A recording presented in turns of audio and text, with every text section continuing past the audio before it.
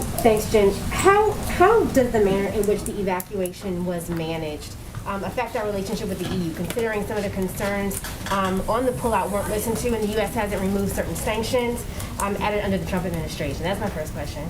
I'm not sure I totally understand your question. Well, the last part was which sanctions? That the U.S. hasn't removed certain sanctions that were added under the Trump On the administration. Taliban or under who? Well, in Iran, like sanctions on Iran. So that was an issue within the EU. So some of those Wait, are you sanctions. asking me about Afghanistan or something else? I'm asking you about how does the manner in which the evacuation was managed, how does that affect our relationship with EU? And then those are some other concerns as well. Well, I would say first that one of the big groups we helped evacuate were some of the staff and partners from our allied countries, and many of them in Europe over the course of the last 2 weeks. That was done by the U.S. military in coordination with many of these countries. Two, we just got a UN Security Council resolution passed in coordination with a number of these countries to make clear to the Taliban what our expectations are.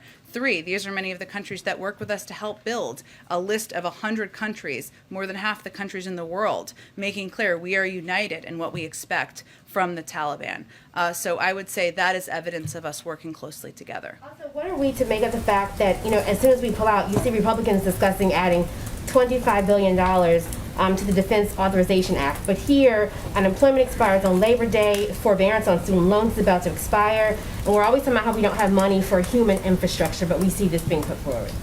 You're absolutely right. I mean, I would say first, it was not the number one factor, but it did strike the president that we had been spending on average $300 million a day in Afghanistan. $300 million a day. We don't think that's something that most people in the public are tracking, but it's a war we fought for 20 years, spending $300 million a day. I'll let you all do the math on that. So that is certainly a concern, and certainly, as you noted, there are a range of areas domestically, internationally too, where we feel that money could be better spent. Go ahead. Two foreign questions for you. First of all, on these muster points that are used in Kabul to evacuate people,